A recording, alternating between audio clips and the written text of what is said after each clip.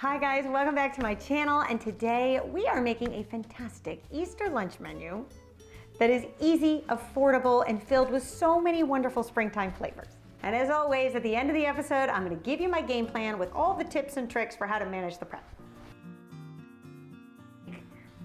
So first up, I'm going to show you how to make these delicious cocktails known as a rosé pamplemousse. And it's something that my brother-in-law in France always makes for me when we're over there, and it's so delicious. He actually buys the grapefruit syrup because in France you can find a syrup for just about every fruit under the sun. Here in the States, not so much, but that's okay. I'm going to show you how to make your own grapefruit syrup. And then he mixes it with a chilled, dry rosé wine. And the combination of flavors is so fantastic. You can pair it with rosé, you can pair it with champagne. And if you don't drink, that's okay. You can actually mix the grapefruit syrup with sparkling water. And it's also really refreshing and delicious too. So we're gonna begin with some ruby red grapefruit. So I'm just gonna cut these in half. And the funny thing about ruby red grapefruit is you don't know if you've bought the right kind until you cut into it. See, these are really pink. The other kinds of grapefruit that aren't labeled ruby red will just be sort of a yellow, and they're a lot more tart. So don't be afraid to ask someone at the store, are you sure these are ruby red? And just before I squeeze them all, I do like to slice a few off for a garnish, because I do think it's pretty at the end to actually garnish your cocktails with a little slice of grapefruit. Then you want to squeeze your grapefruit into a pitcher with a strainer on top. That will help catch the seeds. And we're looking for 1.5 cups of fresh grapefruit juice. That took me 5 grapefruits, and they were pretty good sized grapefruits. So when you're at the store, I would get at least 5. Okay, now we are going to take our grapefruit juice and put it in a sauce pot. And then to that, we're going to add 1/3 cup of just plain sugar. And then you just want to stir it up to make sure that the sugar's dissolving, and then let it simmer for about 5 to 7 minutes. Once your grapefruit syrup is cooled, you can transfer it to a pitcher, cover and refrigerate until you're ready to use. And then to serve, all you do is add 2 tablespoons of syrup in the glass, or you can add more if you like. And then top with the rosé. And because we're pairing it with grapefruit syrup, which is already sweet, you want a dry rosé to pair well with it. And then you can add a little garnish of grapefruit right on the rim. And then I really love the combination of rosemary and grapefruit, so I like to add a little rosemary sprig on top. But if you're not a fan of rosemary, not a problem. You could also use a sprig of fresh mint. That would also be delicious.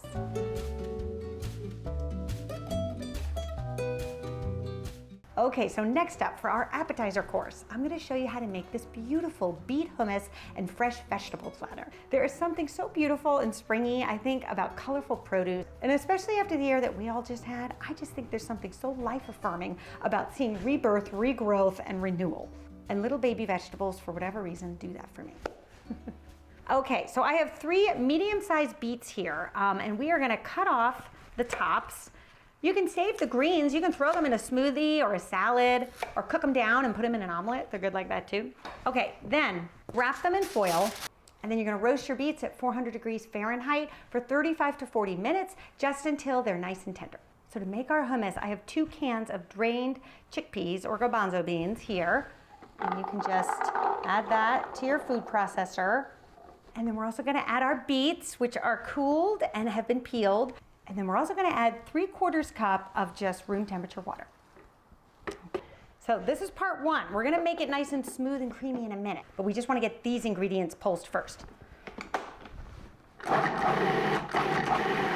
Look at this color, isn't it amazing? It looks like a big Easter egg. So it'll have sort of like a pureed texture at this point, but what's going to make it really smooth and creamy is the tahini. So if you haven't bought tahini before, it looks like this. It usually is sold next to the peanut butter or the nut butters. We're going to add 3/4 cup of the sesame paste, and this is going to create that smooth and delicious texture, in addition to the olive oil that we're going to add in a sec. Now, the funny thing about hummus is I find all of the ingredients, it's just sort of a starting point because everybody has their own way of making hummus and what they like better. They like it creamier, more lemony, more garlicky. So I've given you the way that I like it, but you certainly can add more tahini paste. You can add more olive oil, more lemon. It's up to you. But look at this gorgeous, beautiful hummus. Then we're gonna add 1/2 cup of lemon juice, 1.5 teaspoons of salt, and 2 teaspoons of ground cumin, which I think is a must in hummus, and 2 cloves of minced garlic. Okay, now we're gonna put our lid on, and we're gonna pulse this up. Then with our machine running, I'm gonna slowly add our olive oil in a steady stream, and I've got a half a cup here. And that's it, our hummus is done. And so what I typically do is transfer it to an airtight container until I'm ready to serve, and then it's all ready to go the day of my party. And then another thing I like to do in advance is prep my vegetables. As you can see, I have a beautiful assortment of colorful vegetables here. These are some of my favorites. Again, for this platter, anything that just screams spring is going on there. And then I also have a sheet pan that's been lined with a damp kitchen towel. So you don't want it soaking wet, just damp. And what this is going to do is keep our vegetables nice and crisp, and then we don't have to wash them, prep them, it's all ready to go. Okay, now one of the things I love to serve at Easter time are watermelon radish. If you've never seen them, this is what they look like. You'll see them in the grocery store sold by the regular radishes, and you may even just walk by not realizing how fabulous they are inside. And in some places, they'll have this really faint green skin, so when you slice that, it sort of looks like a watermelon. They're very hard, just like a radish, so I actually take them and, like a potato, put them through my mandolin, and that's how you can get these beautiful slices. If you don't have a mandolin, you certainly could get whoever the strongest person in the house is and get them to slice it very thin. Then it wouldn't be Easter without some carrots, right? We have to have our carrots. Then for the green vegetables, I like to do some celery and some cucumber spears. You can go ahead and slice them the night before because we've got our damp towel. And then some sugar snap peas, which I think are also really great with hummus. And then if you can get the little mini baby bell peppers, those are great because it'll save you any chopping. And then another really fabulous vegetable to look for this time of year are the multicolored cauliflowers. So here in California, we get the purple variety and we also get the orange variety. And they are so beautiful to add to a platter like this. So in they go. And then also a few cherry tomatoes are always great.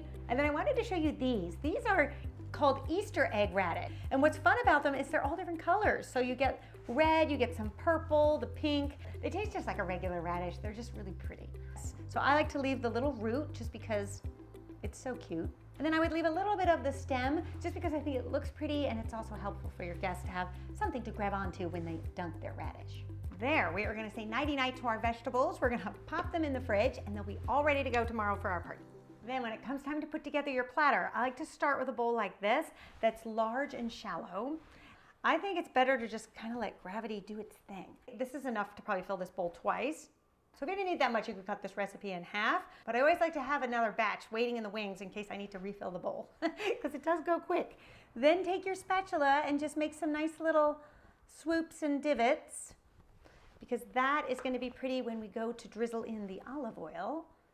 And then there's two ways to finish this off. You could add a little bit of freshly chopped parsley, that would be good. Some sesame seeds would be nice. Or if you can find edible flowers in your grocery store, they come like this. And it's usually just an assortment of flowers that are safe to eat. So I went and grabbed just whatever I thought was pretty out of this container and peeled some of the flowers off. And then you can just do like little flower petals on the hummus, which I think is pretty. Okay, now for our vegetables. I like to take a long sort of oval platter that has a little bit of depth to it and put the bowl in the center, just like that. And if you can, take your bowl and sort of shimmy it backwards so that it's up against the platter, which will give you room along the side as well as right in the front. And we're gonna put all of our smaller vegetables in the front and the taller vegetables in the back. Even though this may not look like a very big platter, you might be wondering how am I gonna get all these vegetables on this little spot? I think what makes this platter so pretty is to really kind of pack it in. So to make it feel really full and really tight, it just looks so pretty when it's all put together. This would be perfect for the Easter Bunny. Wouldn't he just chow down on this? I hope you guys try this because this is really fantastic. Okay, next up, the main course. I'm gonna show you how to make this delicious artichoke and spinach chicken bake. It's hearty and filling and so delicious. And of course, that ooey gooey mozzarella cheese on top. So we are gonna be working with chicken cutlets. Now, what's great about this is you can feed a lot of people with just a few chicken breasts. And then all you do is slice them in half to double the quantity. And also the thinner the breast, the quicker it's gonna cook too. All right, so we just wanna season these with a little bit of salt and pepper. Then we're gonna saute our chicken breast before it goes into the oven. And one of the things that I have learned over the years is if you want a tender and juicy chicken breast, dredge it in a little bit of flour first. It really does wonders. So I have 1/3 cup of all-purpose flour on my plate here. Then you just wanna kind of shake it and level it out. And then we are going to dredge our chicken on both sides in the flour, making sure that we are coating it well. Then we're gonna add a tablespoon of olive oil into our pan, along with a tablespoon of butter. And I really love that combination because it's really gentle on the chicken breast, which again is gonna lead to a really tender and juicy piece of chicken. Okay, in it goes. I like to saute 3 chicken breasts at a time because I don't like to crowd them. Now at this stage, we're actually not looking to cook the chicken all the way through. We're gonna actually do that in the oven. This is really just a quick sear on either side to lock in the flavor and to kind of preserve our juicy interior. Okay, then at this stage, we're gonna add another tablespoon of olive oil in the pan. If you already have a lot of fat sitting in your pan, you don't need to add it. My pan's a little dry right now, so I am gonna add it. And then I'm adding a cup and a half of cremini mushrooms. I really love the creminis because I think they have a ton of flavor. And the trick with cooking mushrooms is to allow them to sit.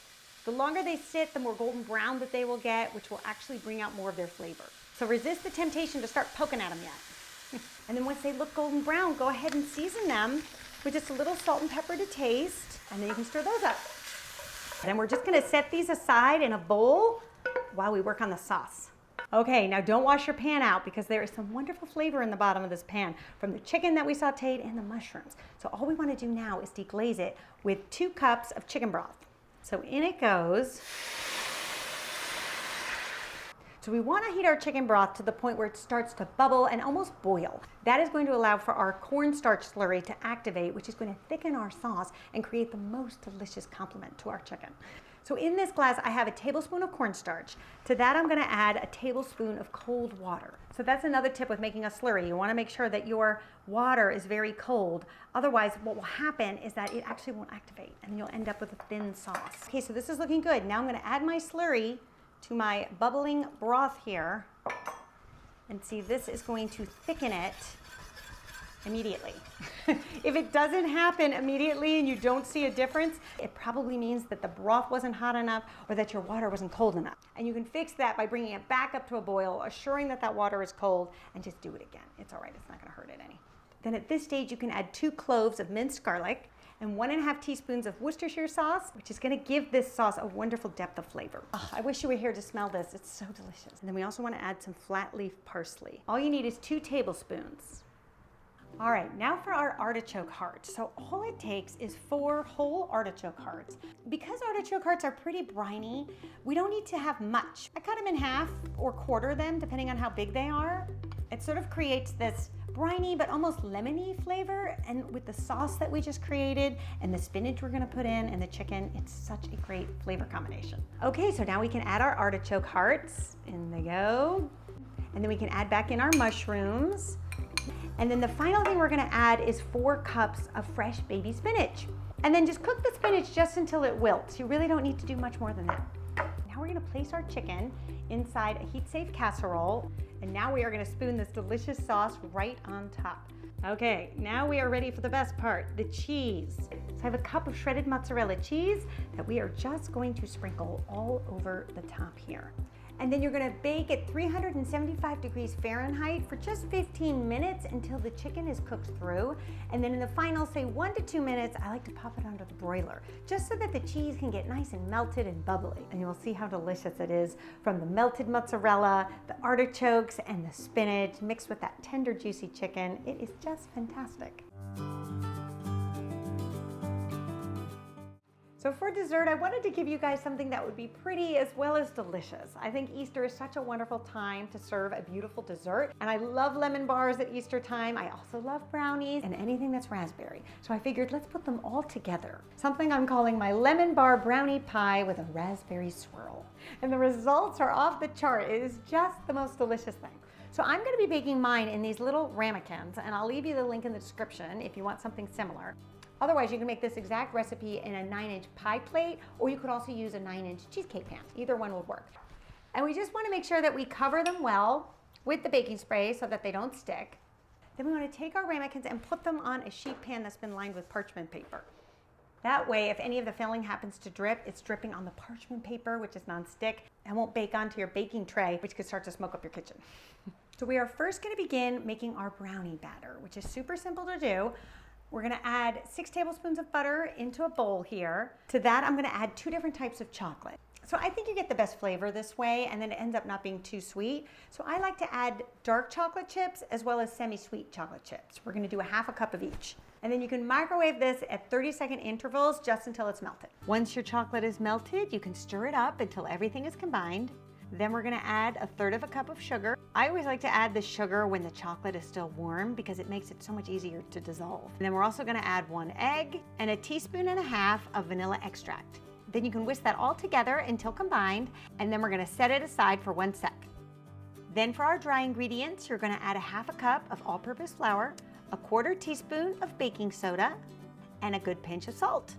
Then you can whisk that all up until combined, and then you want to add the dry ingredients to your chocolate mixture, whisking together until incorporated. Then you can scoop out the brownie batter into your ramekins. I think 1 scoop really does the trick, since we really just want a thin layer of brownie on the bottom. Then you can bake at 350 degrees Fahrenheit for just 15 minutes. Okay, now for the lemon bar topping. To a large bowl, you want to add 6 eggs.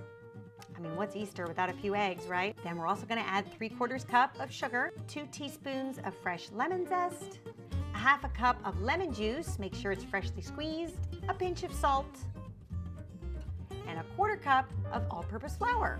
Then you can whisk that up.